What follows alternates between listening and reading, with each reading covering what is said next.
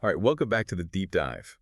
Today we're diving headfirst into something that's become pretty crucial in the crypto world, and that is peer-to-peer transactions. Yeah. I mean, remember when that first started getting traction? It seemed like this oh wow, super liberating thing, right? You could trade directly, person to person. You had that, that control, that freedom. It just seems so simple and convenient. Yeah, it really did tap into that whole ethos of decentralization. One of the core ideas behind crypto in the first place gave people this sense of like directly managing their own digital assets, right? Deciding how they wanted to move those assets around. But as with so many things, that freedom, it often comes with a little bit of a dark side. Mhm. We're seeing more and more of these P2P platforms becoming these, I don't know, like hotspots for scams. And unfortunately, people are losing a lot of money. I mean, potentially even you listening right now. Sadly, it's a reality, and I think part of what makes it so risky is that precisely because you're cutting out those traditional institutions, those middlemen, you're also losing some of those safeguards that you kind of take for granted in typical banking. Right, right. Which brings us to someone who has really been deep in the trenches on this whole issue, Dr. Puyan Gamari. He's a Swiss economist who specializes in blockchain technology. And his article, it really sheds light on just how pervasive, how serious this problem is becoming. And his perspective is so valuable because he's seen this stuff firsthand on some of those like major platforms, right? We're talking Binance, KuCoin, Paxful, local Bitcoins. He's witnessed how these scams are actually playing out in the real world. Yeah, and he's really, been able to track these trends to see how these scams have actually been evolving over time, to spot those patterns, those weaknesses that keep emerging on these platforms that so many people are using. So our mission today is pretty straightforward. We're going to dissect these latest P2P scams. We're going to expose exactly how they work. Most importantly, we're going to equip you with the knowledge to protect your crypto. Yeah. Because in this P2P environment, like we were just saying, you are very much your own first line of defense. Absolutely. Without those, traditional safety nets in place, you've got to be informed. You got to take those steps to protect yourself because no one else is going to do it for you. It's absolutely crucial. All right, so let's zoom out for a second and just look at the big picture here. Why has P2P trading become so popular in the first place? I mean, besides the philosophical appeal, like what are some of the practical benefits that are driving people to use these platforms? Well, I think you hit on one of the big ones right there, accessibility. Sure. Dr. Gamari points out that it really opens up the world of crypto to a lot of people who might not have access to traditional exchanges or, they just prefer that direct control over their assets. They want to be the ones making those decisions. Plus, there's the speed factor, right? Those transactions often happen way faster than they would if you were going through a bunch of intermediaries. And then, of course, there's the cost, right? A lot of these P2P platforms, they offer much lower fees, sometimes even no fees at all. So for a lot of users, that's a really attractive proposition. Yeah, no, that makes a lot of sense. But we were talking about this kind of like this inherent vulnerability, right? Like, where exactly does the risk come into play when you're trading directly with someone like that? It all boils down to that lack of a central authority, right? Like you're essentially trusting the person on the other side of that trade. And that's where things can get dicey. Dr. Gamari makes this point that inherent trust that's built into the system, it can be exploited pretty easily. You're taking away those layers of verification, that regulation that you'd have on a typical exchange. And inevitably, when you do that, you're going to see an increase in those deceptive practices. Okay, well, let's get into the nitty-gritty here. Dr. Gamari outlines 7 of the most, I guess, prevalent P2P scam tactics, and let's just take these one by one. The first one, he calls it the ghost payment trick. Now, how does that work? Well, think of this as like preying on the seller's enthusiasm, right? They're eager to get the trade done. The scammer comes in, says, "Hey, I sent the money, the dollars, the euros, whatever it is, it's in your account." And they might even show you something that looks like a legitimate payment confirmation. Maybe it's a really convincing fake receipt or a doctored SMS notification. But here's the thing. There's no actual transfer of funds. It's all smoke and mirrors. So they basically create this illusion that the money's been sent, Yeah. right? And what makes it work? Like, why do people actually fall for this? A lot of times it's because sellers are, they're in a rush, right? Maybe there's like genuine market volatility. Maybe the scammers created this artificial sense of urgency. But either way, the seller wants to finalize that trade, get their crypto released. And by the time they actually get around to checking their bank balance, like really verifying that the funds are there, the crypto's gone, The scammer has vanished, poof, like a ghost. And that's why it's so effective in the crypto world, especially in P2P, right? Because everything moves so fast. There's this constant pressure to lock in a price, and scammers, they know that. They know that sellers might not be meticulously checking their bank balances in that moment. Yeah, man, that's messed up. So what's the best defense here? Like, what does Dr. Gamari actually advise? The key is don't just rely on a notification. You have to go beyond that. Make sure that the funds are actually in your account, that they've cleared, that they're available for you to use, not just some pending notification or a screenshot that someone sent you. Patience is really key here. Wait until you see it with your own eyes in your own bank account before you release any crypto. Okay, next up we've got, this is the account mismatch deception. This one sounds like it's all about just not paying close enough attention to the details. You got it. The buyer, they'll send a payment, but it comes from an account that doesn't match the name they used when they registered on the platform. So maybe it's a third-party account. Maybe it's even, a stolen account. And the hope is that the seller's not going to actually, really scrutinize who that payment's coming from. They're not going to match it up against that verified identity on the platform. And if they don't catch that, what happens then? Well, if they go ahead and release that crypto, they could be in for a nasty surprise. If that payment was from a compromised account, the real owner could reverse it later, and the seller is left high and dry. No crypto. And they might even have problems with their bank on top of that. So really, the giveaway here is that mismatch in names, right? So what does Dr. Gamari say? How do you protect yourself from this one? Really simple. Always, always check that the name on the payment matches the name on the buyer's verified account on the platform. If it's different, for any reason, stop right there. Initiate a dispute through the official channels. Don't release that crypto no matter what.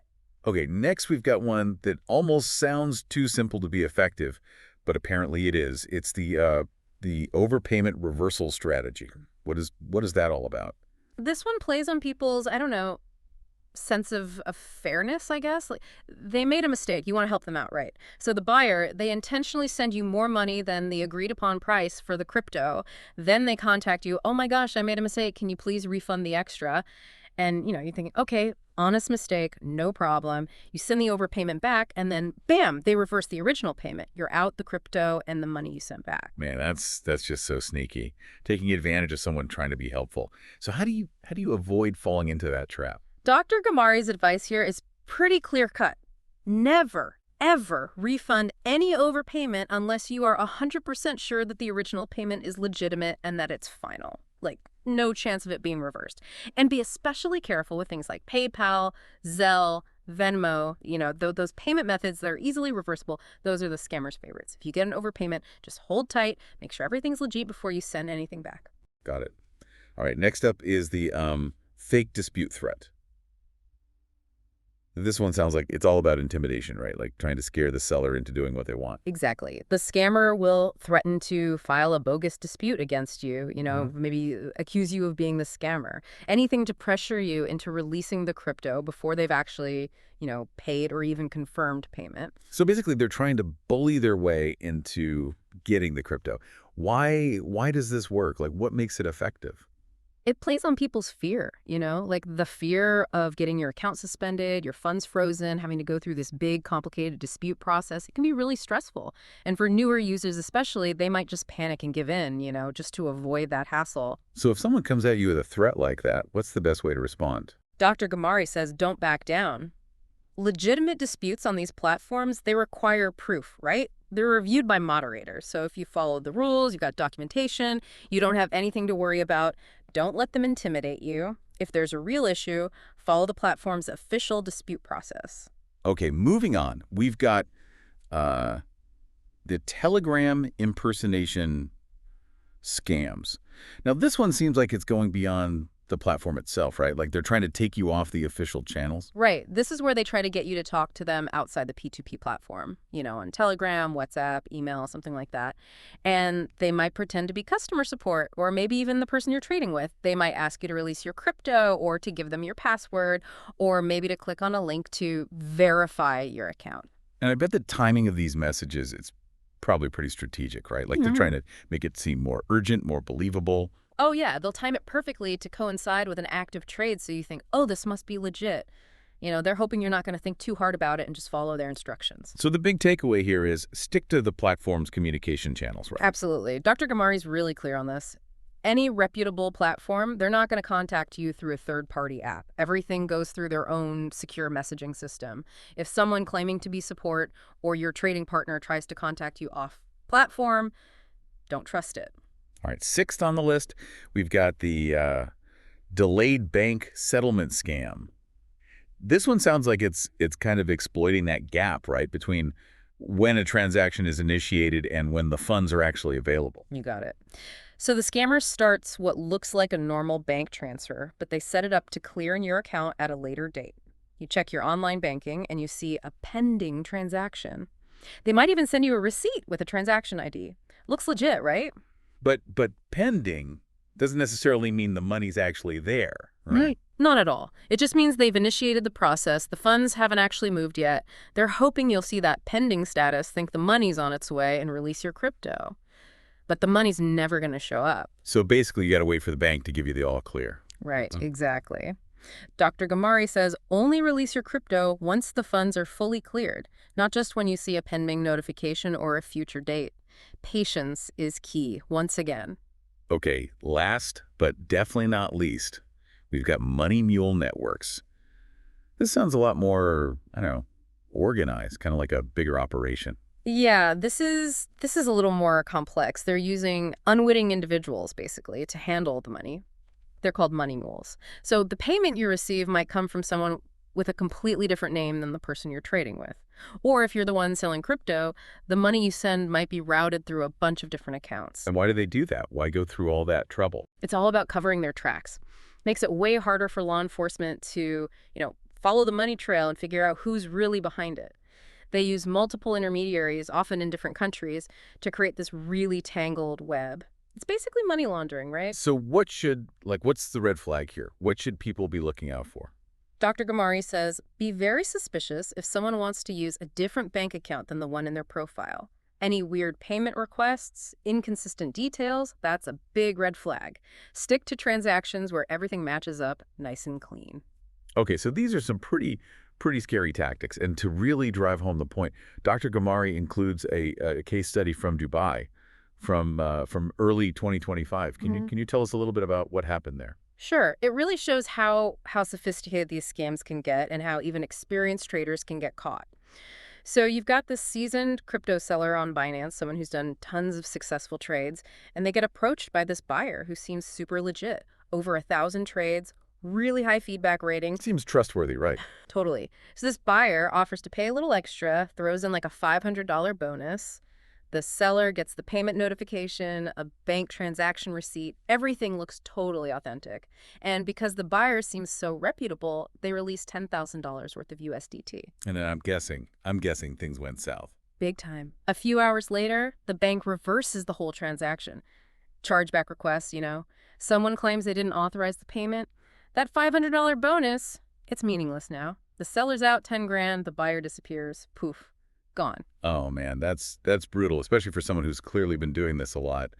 What's the takeaway here? What's the big lesson? The big lesson is those metrics, those ratings, the number of trades, they can be manipulated. They don't tell the whole story. You always have to verify everything yourself. No matter how trustworthy someone seems, don't skip that step. It really shows that you can't just take those profiles at face value, right? You got to do your own due diligence. Yeah. Now, Dr. Gamari also talked about the psychology behind these scams. It's not just about the technical tricks, right? There's a whole human element to it. Yeah, they're masters of manipulation, They play on our emotions, our vulnerabilities.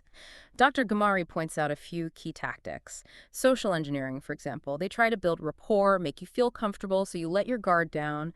They'll also create that sense of urgency, pressure you to make a quick decision without really thinking it through. Then there's authority impersonation, pretending to be platform staff, law enforcement, whoever they need to be to gain your trust. And then there's reciprocity, throwing in fake bonuses, giving you compliments, making you feel obligated to them. So it's like this whole combination of technical skills and psychological manipulation. Yeah. You really have to be on your toes on on multiple levels. Exactly. It's not enough to just check the technical details. You have to be aware of these psychological tricks they use to get in your head. Okay, so the platforms themselves, they are trying to fight back, right? Dr. Gamari mentioned some of the things they're doing to try to protect users. Yeah, they've definitely stepped up their game. Most reputable platforms have things like escrow systems, where the crypto is held by the platform until both parties confirm everything's good. They've got dispute resolution processes to help settle disagreements. And a lot of them require KYC, know your customer, which means users have to verify their identity. That makes it harder for scammers to operate anonymously. Plus, they're using more and more AI, artificial intelligence, to try to detect suspicious activity. But Dr. Gamari also points out that these measures, they're not perfect, right? Like, there are limits to what the platforms can do. Right, and it mostly comes down to this. If you take things off platform, you're on your own. If you release your crypto before the funds have cleared, if you share your personal information on some external messaging app, the platform can't really protect you anymore. So it sounds like at the end of the day, a lot of the responsibility for security in P2P, it falls on the individual user, right? And Dr. Gamari provides this really, really helpful security checklist. So let's walk through that for our listeners, starting with the before the trade steps. Like, what do you need to do before you even start a transaction? Okay, so before you even think about trading, Dr. Gamari says, choose your trading partners carefully. Look for people with a long established history on the platform, lots of positive feedback, consistently good reviews. Be wary of brand new accounts or accounts with any fishy looking activity. And make sure your own security is top notch, right? Secure wallet, access to your online banking, all that good stuff. Got it. All right, what about during the trade? What do you need to watch out for while the transaction is actually in progress? Okay, so during the trade, the most important thing is to verify, verify, verify. Make absolutely sure the payment is coming from the right place. Double check the name on the bank account, the account number, the transaction ID. Make sure everything lines up perfectly with the buyer's verified info on the platform. And keep all communication on the platform. Don't go chatting on Telegram or WhatsApp, and whatever you do, don't release your crypto based on a screenshot or some claim made off platform. Always get confirmation directly through the platform's system. Oh, and one more thing. Take screenshots. Document everything just in case you need it later. Okay, so you've done the trade. Everything seems to have gone smoothly. What do you need to do afterwards? After the trade's done, Dr. Gamari recommends leaving honest feedback. Good or bad, let other users know what your experience was like. If anything seemed off, block that user and report them to the platform. And finally, just double check everything, make sure the crypto's in your wallet, the money's in your bank account, no surprises. So that's a pretty comprehensive checklist. Really emphasizes that proactive approach, right? Like, you got to be on top of things at every step. Yeah, no doubt. You got to be vigilant before, during, and even after the trade. That's how you minimize the risk in P2P trading. So bringing it all together, what's the key takeaway for our listeners? What should they remember from all this? The bottom line is P2P trading, it's got its perks, right? Right. Freedom, accessibility, maybe lower fees, but it comes with a whole other level of risk. You can't rely on those traditional safety nets, and even the platforms can only do so much. Right. You are your own best protector. Exactly. You got to be smart, you got to be informed, and you got to follow those security best practices. That's how you avoid becoming another statistic. Well said.